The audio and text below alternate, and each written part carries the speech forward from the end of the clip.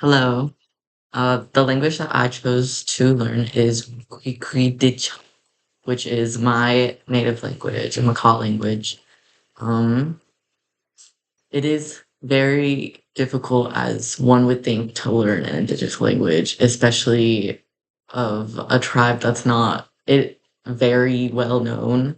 Um, Macaw tribe is in the peninsula of Washington, and it's very small. We are federally recognized. But not many people have heard of the Macaw tribe.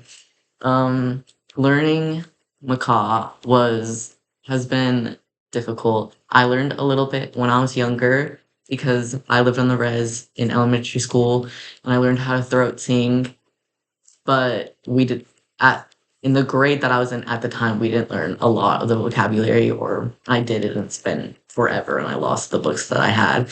But um when searching for ways to learn Macaw, there's not a lot out there to reference. There was an app to use that was made by a college up in Washington. I forgot which one it is. I think it's like Peninsula something. But it the oh my god, sorry.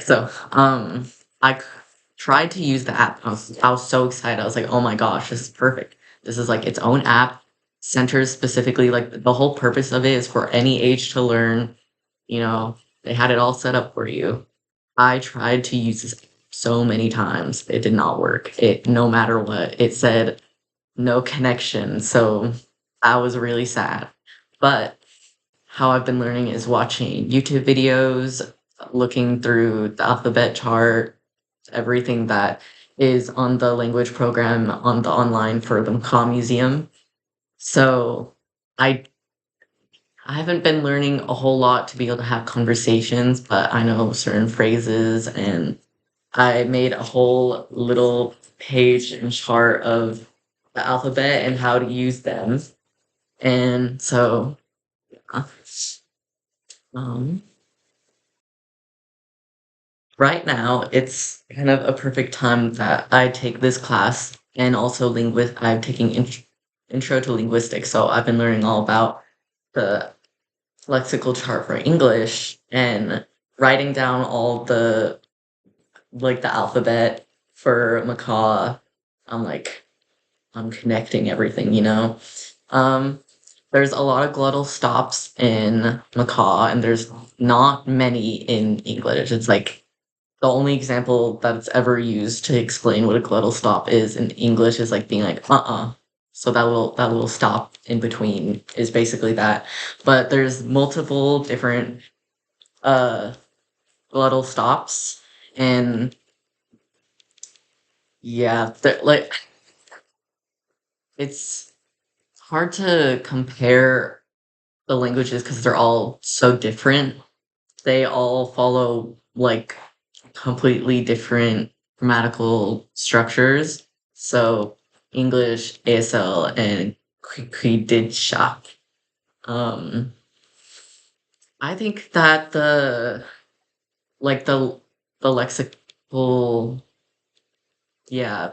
Sorry, I forget the vocabulary words for it all, but the lexicon for macaw is very unique. Um, because they have diacritics. That is the like raised W. So whatever it's attached to, you make your mouth in the shape of a W, but you attach that to the word it's accompanies. So in the translation of macaw, you see the Q and then the W, and it sounds like I'm saying W, but it's just because that's how you have to form your mouth. So kui, and yeah, there's also a lot of vowels. So there's like a regular A, and then there's an A with a dot, or like it can be shown as a dot or an apostrophe, and that means it's a long vowel. And then there's also um, combined vowels. And what's interesting is that there's no Y alone as a vowel, but in like in a combination, there's Y. And then there's also a vowel which is UY, which it's there's no perfect translation into English of how this is pronounced. There's an example for buoy, like buoy, but it's not an exact translation, so it's not always pronounced that way, or it's the closest you can get to pronouncing it that way. And then Macaw also has occasional letters like M and N, which is pronounced the same way in English, and then there's the H and the H sound that you make at the back of your throat. And then the way you stress your syllables is depends on the vowels in the words. So if there's a long vowel at the end, then you stress the end, the the last syllable. But if the stress is if the syllable is long in the beginning, it you stress the first syllable, even if the second one is also long. Yeah, it's pretty difficult to grasp, especially when it's such a short time to learn it. But yeah, I've been having it's fun because I'm finally making time to learn a language that I've been wanting to learn for a long time. It connects me to my ancestors. And my dad would teach me some words as I grew up, but he never really sat down like let me show you everything I know. Whatever. But just one second. Okay. I wasn't quite sure what the last question was asking, but the implications of this experience on me and my consumers in interpreting field.